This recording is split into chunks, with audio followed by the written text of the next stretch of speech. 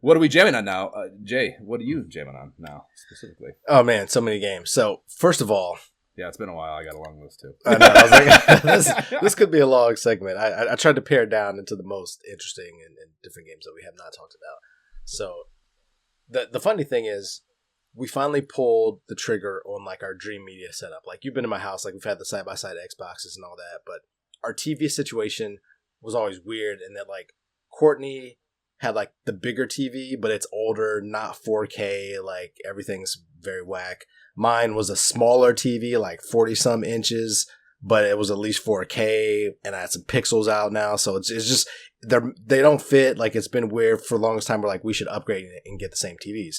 So we did that. Are they just on the wall side by side? Like, how does one even introduce no, we have into a room? We actually have like these IKEA like blocks set up around the bottom to like put all the games and movies and all these kind of other things in, and then there's like a tower one in the middle of the two, kind of separating both setups, and then like towers on the other side. So kind of like the TVs kind of fit in these big open squares, but like they never fit because they were smaller. Hers was, you know what I mean? And it looked kind of just awkward. So now that we got these 65 inchers, they fit the entire area on both sides. And it's like, oh, my characters are so much bigger. So like I now have like the dream. But as a result of this, I'm literally dusting off my PS4 and plugging it in because my last TV only had two HDMI ports, which needed to be the Xbox and the Switch. So the PS4 was kind of like, yeah, it's literally in the dust in the corner. Gotta have those inputs. Yeah, that's a huge pain in the ass. I don't have to worry about the HDMI side of it. My TV's got plenty of inputs. But with my old school, the audio video inputs, my Genesis and my NES, yeah, I don't have two of those on there, of course. So I still have to get up and fucking dig around behind the thing, and it's just it's the worst. It's no way to live a life. It's no way to live a life. It's funny you bring this up because I actually it's probably been within the last month, definitely since the last episode, I have undertook like a really hardcore smartification of the house. I mean, I'm pretty proud of myself, dude. I'm like fucking shutting power box shit off and changing light switches, hooking them up myself, like redoing the entire fucking electrical network of the fucking of the condo, which is, I think, I mean, for a modern guy that I would never purport being like handy, I think it's pretty high level stuff. Granted, we're only a month in, and maybe the house burns down at some point. I don't know, but we've made it a few weeks now without that happening. So I think I might not have fucked any of it up. Nice. Whatever the case, in doing this, I have fully built out the Google Home app and like every single possible thing that can be attached to it. I'm basically going to throw anything away that can't. And the funny thing is, the living room TV is same kind of thing you were describing. Like it's like, it's I think it's 4K, but it does not have like a really good smart whatever fucking interface ability to go into Google Home. The bedroom one does, so I can't like I have like, dude, I have a, you can go down. I don't know. Have you done any of the smart shit? Have you guys? Oh yeah, our lights are all connected to the smart app, like the whole setup, like everything. Okay, how far down the rabbit hole have you went with like creating routines and like? I haven't done that. I just have like, bro, you can do so much good shit. Trust me, I saw it with the TV. I was like, I can have everything turn off at this time and do this with like. Oh yeah, I mean that's basic. You're talking about basic bitch shit, Jay. That's base level. Yes, I mean when I have 2 bedroom routines. I have one that like starts the bedroom night. Okay, boo boo, and I say that and then like all the lights shut off except for the 2 bedside ones, the hall one, so Amy can see to take Miyagi out, and the Christmas tree stays on for this part. And then sleep sounds start on the bedroom speaker. Like, it's like, I think that one is Rainforest sleep sounds. And then, so that like creates the environment for bedtime while reading's happening or whatever. And then at actual time to go to sleep, okay, boo-boo, and then I say the color that you would think goes with it out, and everything shuts off. Like all the stuff shuts off, including the sounds. So there's like, it's like a 2-step process to do. But even that is basic bitch shit. So on game day, on Buffalo Bills game day, I wake up and I say, it's talking to me now. I did something cute. I hope it does. It's probably going to shut everything off or whatever. But it's, but I wake up and I say, "Go Bills," after the thing. And like, it like turns on a bunch of shit. And then it says this thing to me that I've programmed it to say, which is, Josh Allen is the greatest tutty machine in NFL history, and if you don't agree, argue with a grizzly bear. And like all this shit happens, and like what I want to be able to happen is for the TV to turn on, the YouTube app to open, and it start playing my hype video playlist off my, which again, this TV can't do. So what's Josh gonna do? Throw this fucking TV away and go buy a new TV so I can have that stupid thing happen. You can absolutely do that. Yeah, you can do. There's so much cool shit you can do. I mean, just. The fact, like, this coffee machine, gotta get one that I can do with the fucking part of the routine. Like, if it can't be part of a routine, it's getting thrown away. Yeah, I mean, dude, it's so fucking cool. It's absolutely my favorite new hobby now. I'm gonna buy the toilet everything is gonna be smart. Everything is gonna be smart. I'm not gonna deal with anything not being smart because it's just so convenient to be able to connect it all together. It's incredible.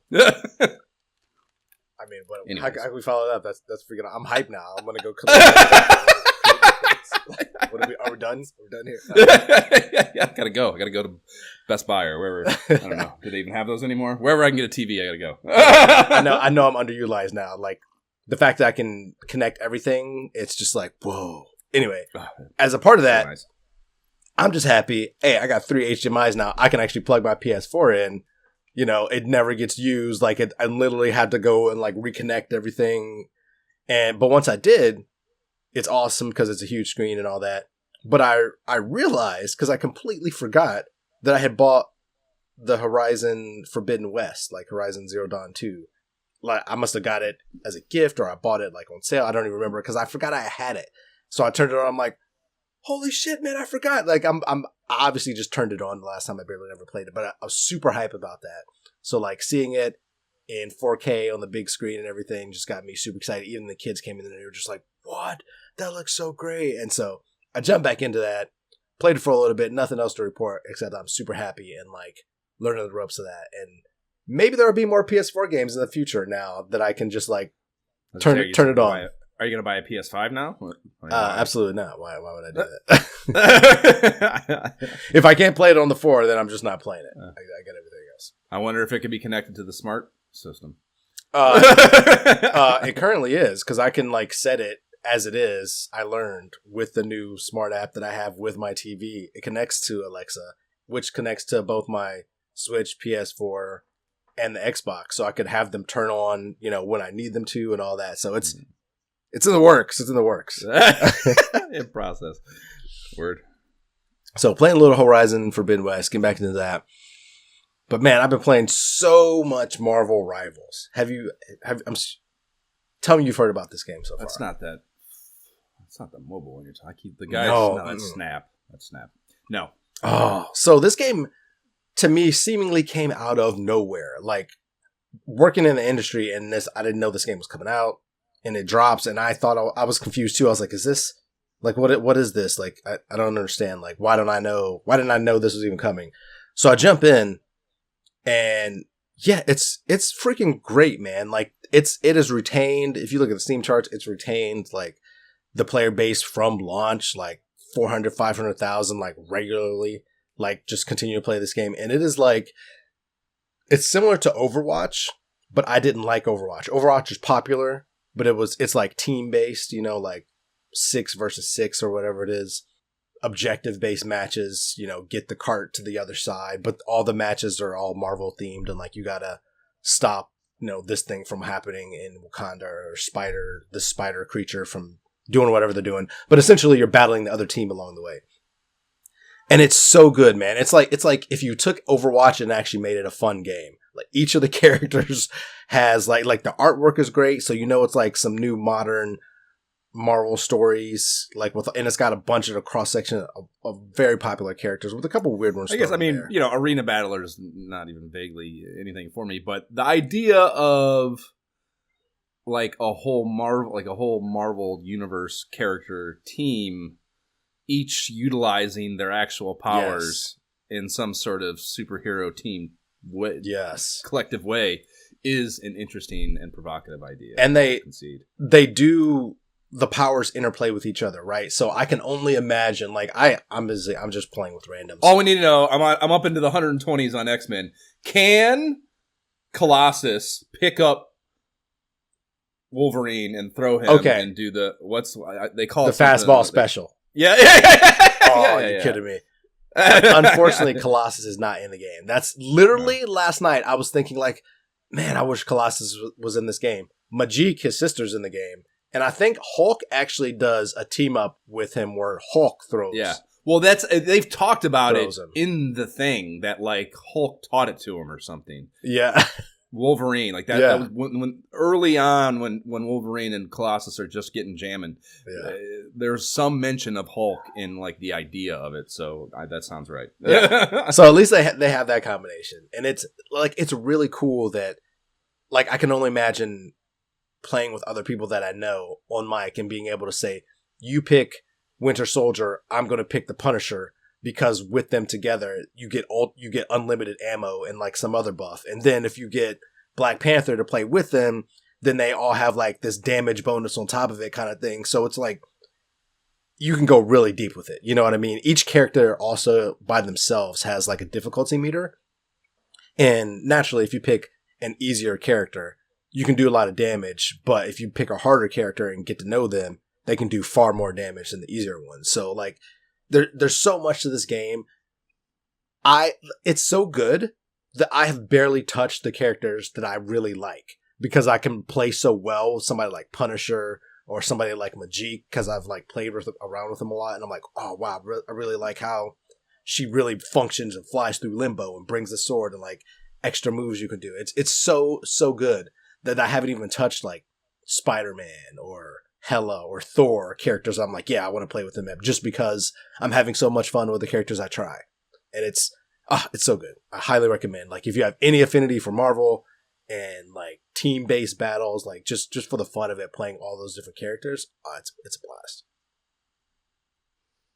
And it's free. It's a free game too. It's free to play. So no reason not to. There. Skins? They sell you skins? Yeah, it's like if you're a Fortnite, like, if you want to get this special, Black Panther skin. I guess, you know what? I don't... kind of thing. It makes total sense to me based on everything I've heard, but until we're saying this now, it's never occurred to me that any of those games are free to download, and they're just microtransaction. Yeah, I did not know that. Yeah, that's literally all it is. So, like, I have zero desire to buy those microtransactions. I'm literally having a blast every day for free, and it costs me nothing. And then, now again, one of these days, I'm gonna see a dope skin and be like, "Oh, the Spider-Man super symbiote, like, shiny skin." Just got your bonus, like, right? What's $12.99 for literally nothing? What's the right? Yeah, no, it's obviously a much smaller scale, but yeah, like we'll joke about the Clash of Clans thing that I've been playing for, I don't know, 80 years now, and that is a free to download game, and they are just constantly trying to get you to buy shit. They're just like, every week there's a new, like, currency or resource whatever in the game that they're trying to get you to suck down into fucking paying some money for. And, like, I've never given you a dime. Like, by now, like, I've been playing this game for literally forever, and I've never given you a cent. Why even show it to me? There should be an algorithm in there that's just like, this is a lost cause. Fuck it. No, in their minds are like, maybe we'll get him with eventually. Eventually, this motherfucker will actually succeed in life and have enough money to waste on us. Maybe. Love it. Yeah. I guess. Yeah. Why give up hope? Get in how you fit in. Yeah. That game's been taking a ton of my time, and then, on the playing with the kids front, a lot more Vampire Survivors. We actually ran through a session this morning because we've just been unlocking all the DLC characters. How's that Castlevania one? Oh, it's fun. I mean, it's just fun. It's fun. Like, we've unlocked all those characters. We moved on to, like, the Contra one, so we're playing through all, like, unlocking all the Contra characters with all their guns. So that's fun. It's fun. But, like, the adventures themselves are hard as shit. So we fail at that. We're still unlocking the base game stuff, but having a blast with that. But the game that I really have been playing, like outside of, your college football every now and then and your NBA kind of sprinkled in, man, Lord of the Rings Return to Moria. This game, this is a survival kind of base building game. And I'll be the first to admit, there are a lot of those out there, from your more serious ones like Ark Survival and kind of Fallout to the more cozy ones like My Time at Portia. But this one's like this one is different. Like it's right in the middle in terms of like you can try to stay out of the battle and kind of just like build if you want, but like the battle's going to come to you and you're going to have to level up. And I like that part about it. You know what I mean? But it does, there's still scaling you can do so you can make it like easier, like just overall. I'm never going to do that. But like me and Courtney are playing it together. And if you like the Lord of the Rings at all, if you're a Lord of the Rings fan, like this goes from what, if you're not a Lord of the Rings fan, maybe like a 7, like in terms of like all the base building you can do, like it's great, but like, is it going to really be great? But if you're a Lord of the Rings fan, it's a 10, like without question, because the lore is there. Like those cheap ass gamer guys so talk good about this, I think, and they were praising it in that so good that it's not. It's a. And I don't know. This is probably just a product of it. They've probably made 1 million of games out of the IP by now.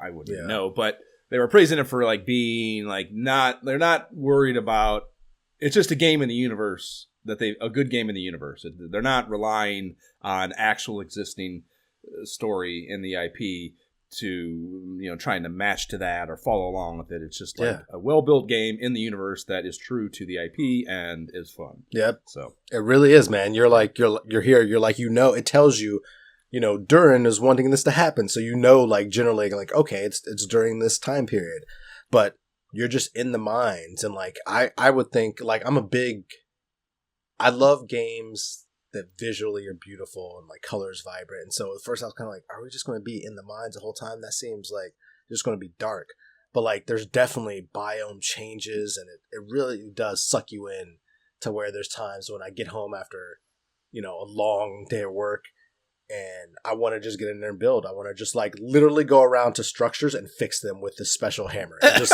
literally kind of like power washing that. Very satisfying, because every time you go, you see these structures in the mines that were like old dwarven structures and they're broke down and decrepit. But if you have the special silver hammer, you're repairing them.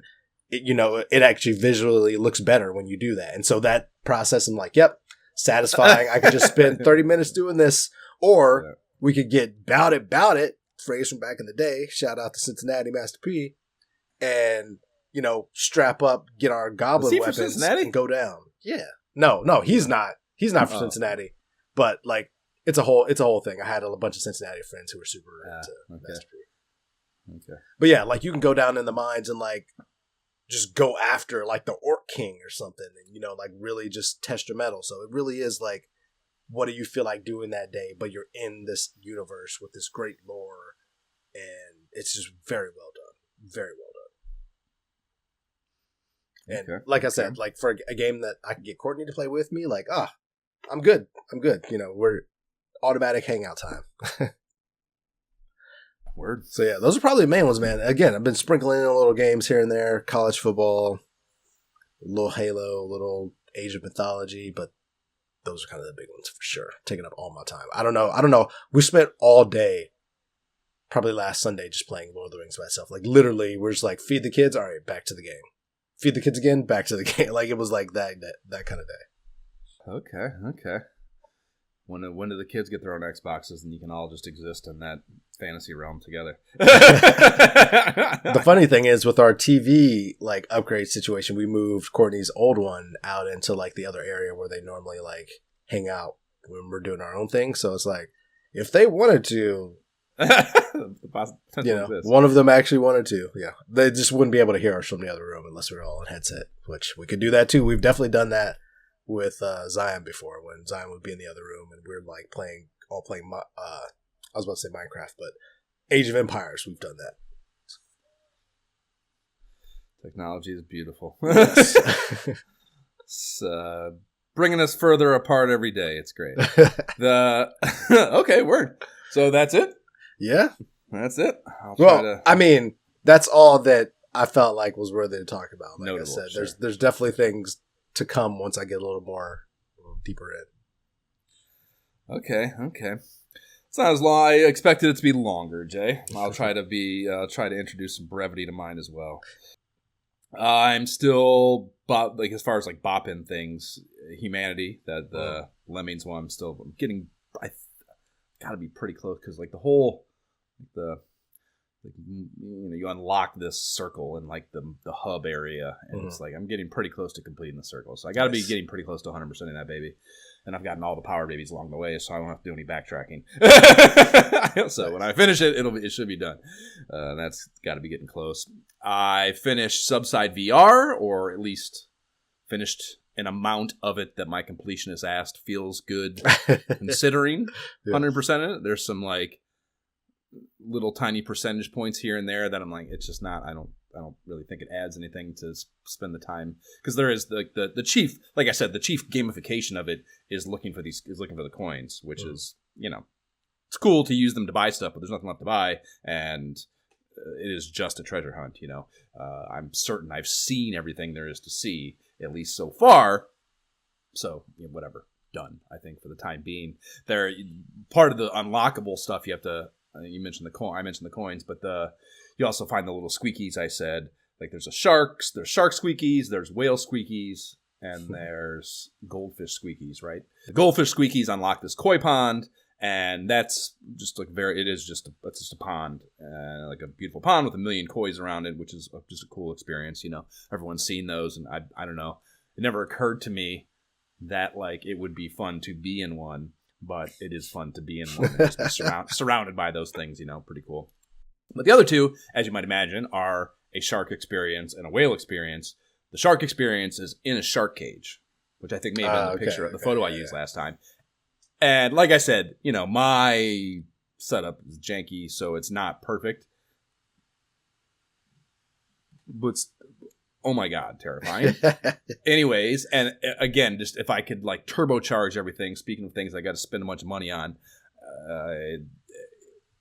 that has got to just be incredible. It's got to be fucking unreal to be, if it's just perfect and you don't have, like I mentioned, kind of you turn fast. It sometimes doesn't quite keep up, so the immersion gets broke a little bit, but amazing, just fucking an amazing thing. And then the whale thing is swimming with what are they? Are they blue whales? I think they are blue whales. And I think a blue whale and its calf. And, again, dude, you're in it. And it's photorealistic, and the scale is there. And it is fucking unbelievable, dude. It is like, I don't know, man. I just cannot fucking believe where we're at with this shit. It looks so fucking good, and it's so cool. And they're just, they're literally just experiences. There's nothing really to do. The whale one has a few things. Mm-hmm. There's like some achievements. Like you can actually get out of the cage in the shark one, and that's I know that there's no way to get harmed in the game, but you still feel the terror of making that choice. I don't know if I want to do that. Yeah, fucking pretty cool. But for most intents and purposes, they're just like experience swim with that thing. So nothing to achieve there, but still very cool kind of bonus content. And yeah, there's only the 4. The last one's that cave one I mentioned is just unfucking real, terrifying. And I mean, I will pay this guy. I keep tweeting him. I'm like, how much do I have to give you? What do you want? Here's what I'll give you. Fucking rounding numbers. What do you want? Like, let's go. He's releasing it for the fucking. He's been working on the PSVR 2 release instead of, I assume, DLC content, and like it just irritates the shit out of me. It's like, fuck the PSVR 2. Fucking create DLC for Steam. I'll give you money now, any amount you want. I will get in perpetuity. You need to become an investor. How much money do you want to continuously give me new environments? Just let me know. Just let me know what the subscription price is. I'll pay it. So yeah, just you heard it here, folks. Good. Josh is willing to fund the entire endeavor. Yeah. What do you want? What do you need? I'll go out and I don't know. I'll rob and steal. I'll do whatever I have to do to make it happen. Just let me know. Just so fucking good. So yeah, but done with it, unfortunately, for the time being. And then just some kind of dabble. I'm still playing that Talisman VR thing. I think I talked about. It's like a medieval fantasy RTS kind of thing. I'll pop in and out of that every now and again. I started that Fisherman's Tale 2, and that it's not anywhere near as good as the first one. I'm glad I got it on sale. I actually got to a part that really like just it was so fucking that I just like I don't even need to finish this. Which I mean that does not happen often, especially like those kind of like I don't know puzzly games. Like I'll stick them out no matter what because it's about the puzzle and not necessarily about the whatever. The feel of the game, but it was so that I didn't even finish it, and I'm pretty sure I'm done with it, which is a fucking bummer. And then another RTS, I didn't even know it was one of those things that like I don't know how it didn't get on my radar given what the IP is, or at least the IP that they're going for. But Dungeon Keeper 2 is a game I've talked about before. There was they released one for PC, like flat screen, a while back. War of the Underworld, I think it was called. And that was awesome. And they did a great job of capturing what those games were, which is a late 90s PC RTS thing where you're like, you know, a dungeon overseer. You're the bad guy. You like you lead the minions in the dungeon, and you're constantly being attacked by the humans trying to squelch this uprising that you're trying to create, right? So, you know, playing the bad guy, that's always interesting. And the one in the 90s had like this, it has like this humor to it.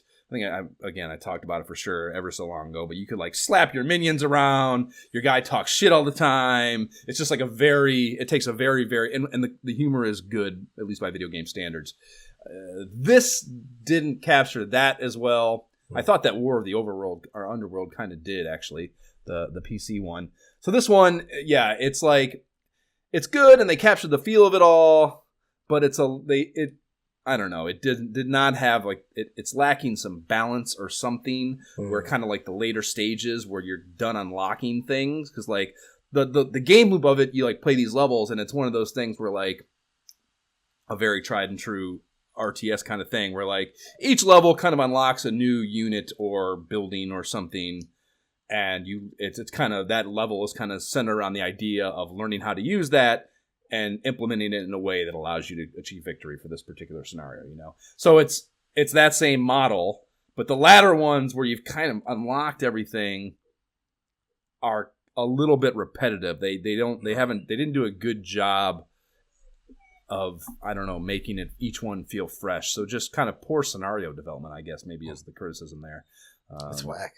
Yeah, it's a bummer because otherwise it's just more of what I like about that. So it's kind of bummed that I didn't fucking, you know, I get very far into it and I'm kind of like, oh, I don't want to finish this because it's like the same thing. Yeah, same thing over and over and over again. So that's kind of a bummer. We did start that Beyond Shadowgate thing, the Kickstarter remaster,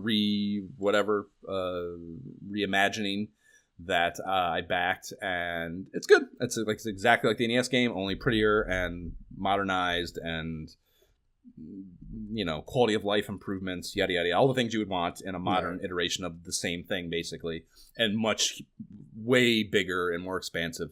So that's good. And if you like that first one, I 100% recommend getting that. I don't even know what they're selling it for because I backed it, like I said, but I can't imagine it's that expensive. So that's something that's cool. Nice. Puzzling Places. I've talked about that a bunch. They finally did multiplayer for that. So now two people, whether they're in the same room in Amy's and I's case or not, can get in there and do a puzzle at the same puzzle at the same time in the same space. And it's so good. And nice. Fucking Amy is 100% off the deep end on it. She's constantly bugging me to do it. She's sitting there on her own doing the puzzles. Like it's 100% fucking got her. Nice. Well, once I can lure her in there under that scenario or under that arrangement. So very, very cool. And like, you know, I talked before about like wanting to give them money, and it's just a matter of having the time to sit down and do those puzzles to incline me to buy them, you know. With that being the catalyst for it, we did one. We got like, I don't know, like we got this like East Asian one with all these masks and like mosques and stuff, like all this crazy ass fucking environments and shit to do. So that was one we bought, and I'm sure we'll buy a bunch of other ones. So that's cool.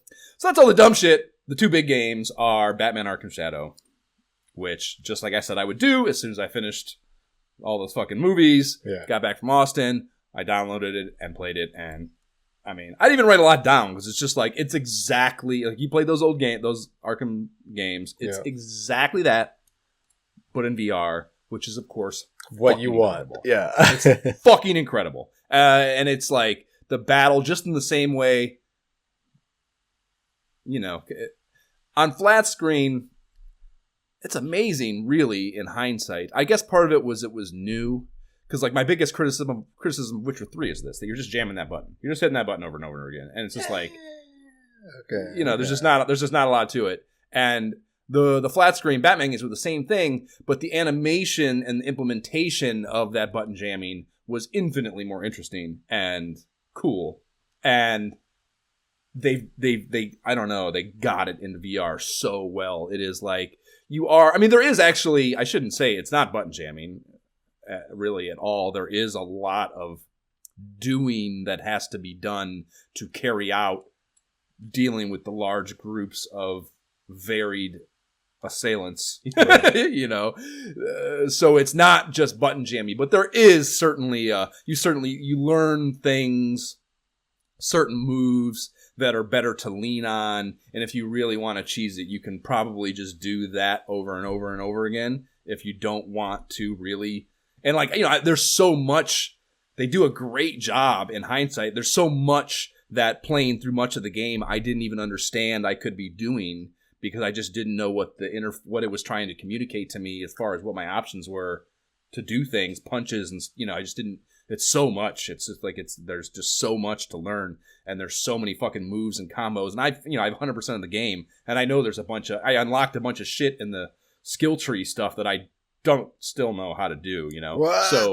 So I know that there's even more on top of what I eventually was able to glean and figure out. But, like, I mean, I played way into the game before I realized these rings, because, like, you get, you know, you'll be engaged with something, and there'll be, like, arrows that are telling you, like, you get more to match these combos that it's suggesting as you're playing through an individual altercation, and there's, like, rings, and there's arrows, and there's fucking just all kinds of shit going on, and, like, you know, again, like, the beauty of VR is it's not just data input. You're not just seeing, okay, I hit X now and I hit X. Like, you have to do it. You have to do the thing. You not only have to, you know, be doing the, like, what would be the button press, it also has to be, like, in the right motion path. Yeah. Right. You know, so it's just like, I don't know, you know, I think that probably goes without saying, but, like, it's just fucking harder, man. And if you, like, it's really hard to process it all, no matter how good you get at it. And of course you get better as time goes on, but it's just a fucking lot, man. And there's this, I mean, you know, you like, oh, the fucking ring appears on the knee, like, he's, like, got his arm up and you can fucking break his leg. And, like, you know, there's all this shit you can do. And, like, when you discover the new thing, you're like, fuck, that was fucking incredible. And you're like, but you're in a battle, so you can't even, like, celebrate having figured that out. It's like, you, like, immediately getting attacked from behind by 8 other dudes, you know? So it's so fucking good in the battle mechanics. But, of course, there's also the stealth component that made those games cool too, and it's fucking great, dude. It is, you know, it's got the bat vision shit, so you can, like, turn that on, and, like, I don't even know, man. There's so, you know, it has all those kind of, like, you know, the gargoyle things that you can move around, so you can, like, do either jump down and, like, surprise people from above. Yeah. You can, like, yoke them up and fucking tie them to those fucking things and incapacitate them, and all sorts of different stealth ways like that. It's just, all that shit is so good. And then also in the same vein as those flat screen ones, the collectathon shit is it's just the perfect balance of, like, I don't know, feeding you the fucking dopamine, and there being a million of them, and each one, and, like, and the payoff of finding them is they all have, like, you know, their messages, and, like, you, like, find these memories where you, like, it, like, plays, like, an audio clip of that particular villain talking shit to Batman, and, like, you know, just the tapes of the characters in the game to help fill out the story world and the story that you're going through. And the story in general that the game is working through is great. You're like, and I, again, not having the familiarity with the comics enough to know whether this is pulled from one of the storylines that have already happened. Probably there's so much Batman out there content-wise that I don't see why they would ever run out of that. But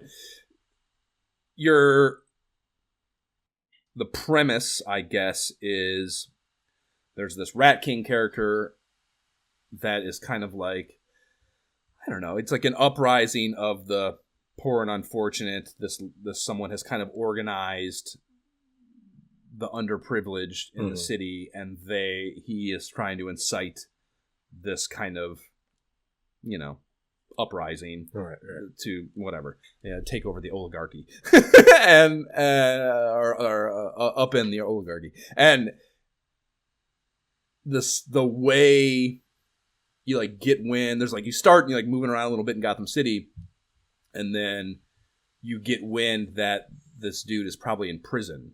So I don't know if this is too spoilery. This all goes down pretty early. The Batman's tactic is to get locked up.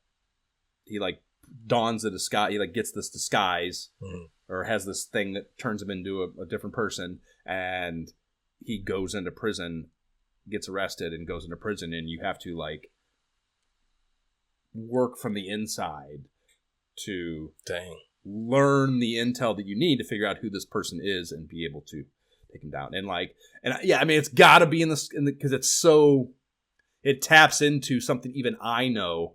I think mostly from Batman's animated series as a fucking after school like fucking 90s thing. Even I know that like the origin story of the villain that ends up, really being the core of it all. So yeah, this is a very good story from a person who's not even a huge Batman IP fanatic.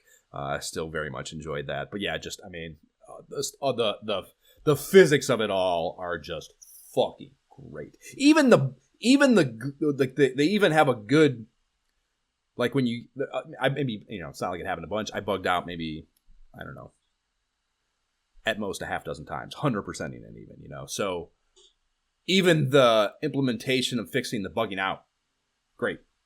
Like, you don't lock up, you just might be stuck in some way on something, and the just rewinding back to the last save point is a super easy menu thing that's very clear and works great, and you don't lose a bunch of bullshit.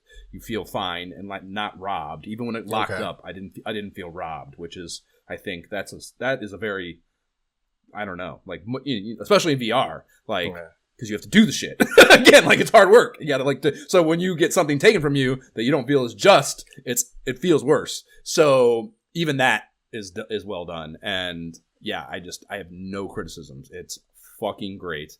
And it probably, I don't know if I moved through it just because it was so good. It maybe is, I guess it could have been more, just more. But I don't know, man. Like, that's probably, I mean, all I did was play it for fucking 2 weeks. So so that's probably an unjust criticism as well. Even though it is $50. Certainly the most expensive game I've ever bought for Quest. But good. Definitely, I mean, superheroes, I don't know how you justify not playing that. And then the last one is Behemoth, which was the next thing I had on deck, which I mentioned to you. I found Skyrim, basically, in VR. Yeah. Or I thought I did. I thought that's what it looked like. It's like this Nordic fantasy themed thing, and trailer looks great for it. So I got that. I downloaded it a couple nights ago, and it's good-ish. It's good-ish, yeah. It's like, as the name suggests, Behemoth, you fight, and like the artwork behind me, like you fight these massive, like the kind of the chief thing the game is built around is these behemoths that are, god level sources of this curse thing that people are being infected with in the lands or whatever. I'm not too far into it, so I don't know all the fucking scope of the story, but it's built around that. And I actually, I guess 2 days ago encountered that first one, and it took me a full 2 days of trying and yelling and ripping the headset off, pissed off. So to that to its credit, like I even thought, like I came so close to looking up a video because I thought I was getting VR'd, like that thing where like I just don't know. There's something you're missing that you could be doing. Yeah, it's not. It was just hard, and you got to just. It was 100% within the fabric of what I had been taught as my mechanics, and I was just being stupid, and it was 100% my fault. So I'm so glad I didn't fucking succumb to my weakness and look it up, because it felt as great as it should when you beat an epic boss. And that's what it is. Like I said, it's built around these epic boss battles that are, the scope of it, dude, is beyond anything in VR I've ever, like, as far as like a boss battle feel, like it is beyond huge and epic. It is unbelievably, and like even it doesn't take away, you know, sometimes a game will do that, and it's like, how do you propose that this little tiny human can even, you know, scratch the surface of affecting this thing, you know? Yeah. And like, even, at least with this first one, I haven't fought them all, of course, but like, it's within the scope, within the spectrum of fantasy bullshit. It made sense to me. Like it seemed possible, which also that's pretty, I think it deserves some credit for that. Just thinking, like devising a way to make it feel believable that this little peon could actually take this thing over. Right. Hard, not easy, but possible. And it did a good job with it. So those are great, I think. But the game in between, it's not. Movement's a little... Not quite Skyrim. Not quite Skyrim. No, definitely not back to Skyrim, unfortunately. Still got to get back to Skyrim. It doesn't... First of all, it's a very linear track, so there's, you know, you don't have the open world agency over what you take on, which sucks, of course. And even just the feel of it, like the battle's cool. There's a bunch of... like, that is cool. Like, you're constantly being presented new weapons, and... I mean, you can fucking hold 8 of them, bows, dagger throwing, fucking multiple swords and shit. It's, you know, and it's very much that kind of parry, you know, it's not just button mashing in the sense that you got to be paying attention to what that thing is doing in front of you and fucking reading and reacting to it, or you're going to get murked. So, you know, it's not that it's bad. It's just, I guess I just want more of an open world kind of, I don't know, you know, it's very limited development, but relative to Skyrim, I shouldn't say really limited, but relative to Skyrim's kind of just open, huge, like, what do you want to become, you know, and how far do you want to take the aptitude of that particular track? Like, it's nowhere near that expansive, you know, which certainly that's one of the merits of Skyrim and why I want it back. This doesn't have that. It does have one of the things that mechanic, it has a grapple mechanic that is a completely, and honestly, it reminds me a lot of Bionic Commando in that the game, you can jump, so that's not like Bionic Commando. So you do have that whatever option, but much of the game is centered around how do you use this grapple to do things, and even the battle with the behemoth, very integral part of that, you know. So it is a core part of the gameplay that is very different than a lot of just kind of sword battler things, you know. So that's cool. I'm no question I'll finish it, I'm sure. But it is not quite what I wanted it to be. Bummer. But cool nonetheless. Yep. Last thing, Uncanny X-Men Quest. I'm into the 120s now. I've almost completely finished that 128 issue cache I found. So I'm gonna have to figure out how to get the next set of issues this weekend probably. And yeah, man, around issue 60, you get into, it becomes just reprints. Like, it got shut down at issue 65 or something. And for a few years, it was just, they just went into rerun, like a bad sitcom, dude. Like, they were just like, this show sucks. We're done, but we're going to keep trying to exploit it anyways. And yeah, so they're just like, and dude, I'm like, it was actually while I was on a plane. So like, all that traveling and shit I was doing, when I'm getting on a plane, I would go onto my iPad and like download offline a bunch of issues, you know, Yep. so I could fucking read them without Wi-Fi in the event that I didn't have it. And you know, it doesn't, I don't know, maybe I wasn't paying close enough attention or something, but I got probably, I don't know, 7 or 8 issues into that stretch, and I'm like, this already happened, man. What the fuck is going on? Yeah, I did not realize that I was reading reprints for far too many issues, and I was like, "What the fuck, man?" And I fucking got back to Wi-Fi or whatever, and I was like, "Oh fuck, they are just reprints." Yeah, man. Shit. It's a whole different world before Giant Size. So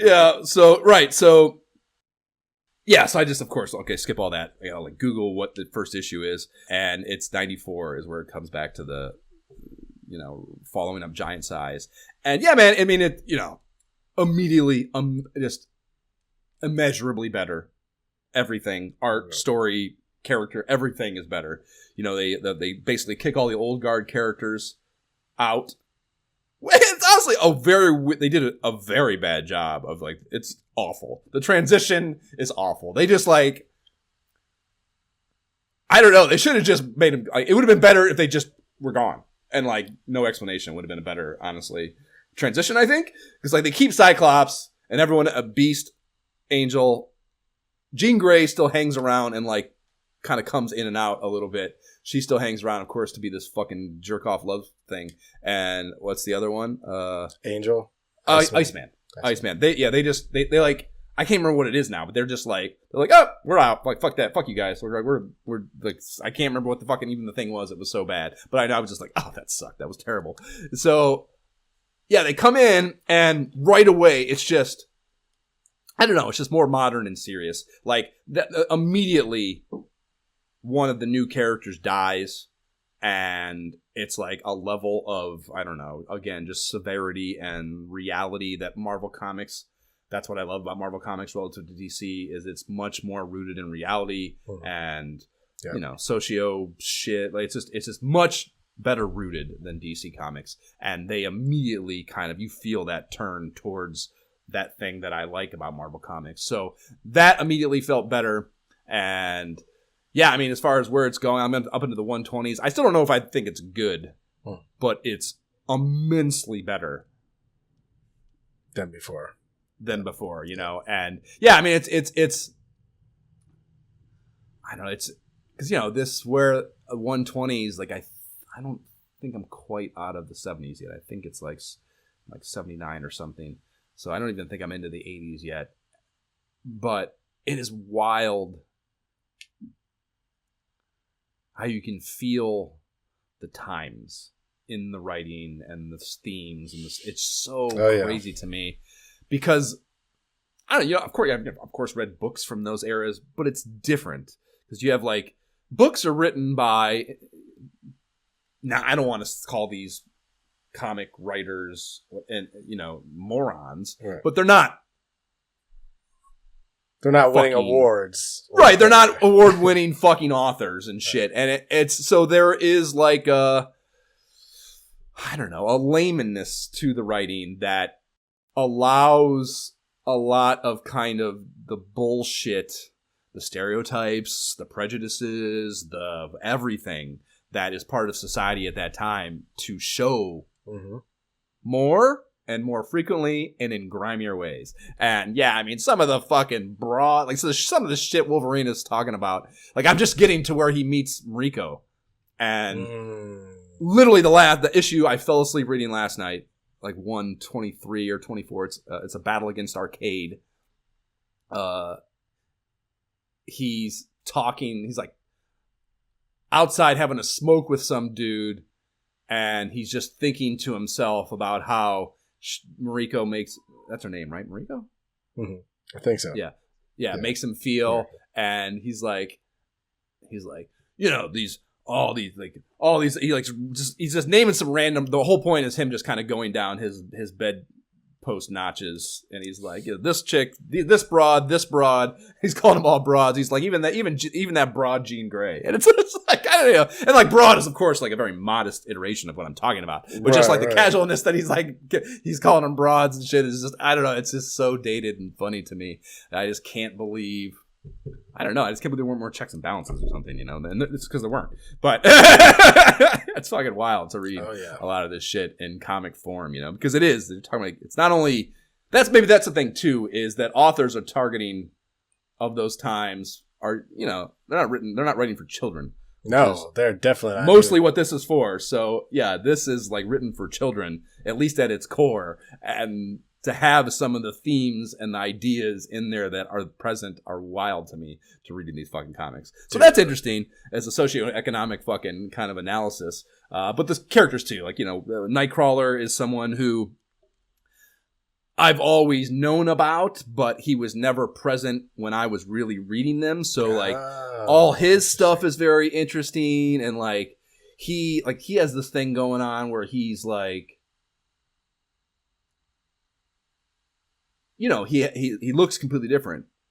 So he's like, there's been instances where he's like hanging out with Colossus, who can turn back into this normal looking perfect fucking human being, you know, and Nightcrawler's got to be this always oddball looking thing, and like out dealing with women like that, and like this thing going on with fucking Storm and him, and then Storm and Colossus. Like Storm's kind of like, I don't know, like Wolverine also a little bit, like is like an object of affection for like multiple of them, and she's like out of the fucking gate, she is like clearly like the most dominating fucking, like she is like an absolute, the most, like her powers, I mean, are like the most. Oh yeah, she's insane what she's capable of. Yeah, exactly. It's insane what she's capable of, and that's the thing too. Like they still fly around on commercial air. Like it's not. I don't know. Like the technology shit is weird because they're still taking commercial flights everywhere, and like it's so like Storm, like they get into this thing and Storm has to like affect, like the plane is fucking out of control, and like Storm can actually affect that and like gets them to like land safely. But yeah, it's just hilarious that they're taking commercial flights to places as a group.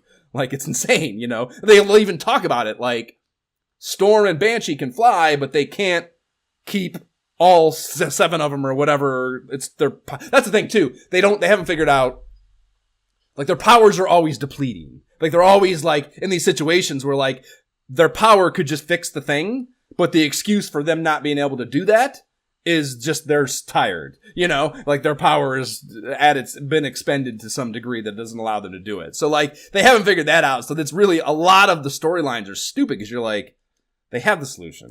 And 200 issues from now, they just do that thing, which is why the storylines get crazier and crazier, because they kind of get rid of that, like, I don't know, that economy to their power, you know? So, yeah, it's just very, very interesting to watch it all form and stuff. So that's where I'm at in that. Dude, that's awesome. I remember so many, there's still moments I remember from reading like in the 80s and 90s episode, you know, issues that you'll get to, just things that people say that are just like, wow, they said that in the comic, like, but like, fucking, you know, just like, wow, just so much of that. Well, that's it's not a spoiler.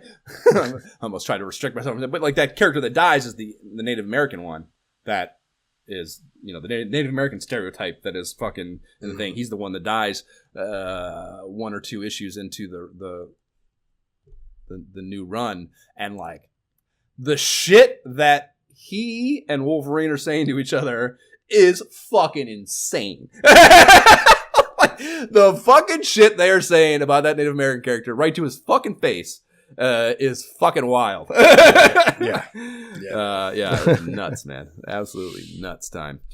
Okay, well, I think we're only an hour maybe, huh? Yeah, look at that. Want to just jam for another couple hours before we get into the game or not? All right, let's play Gaiares.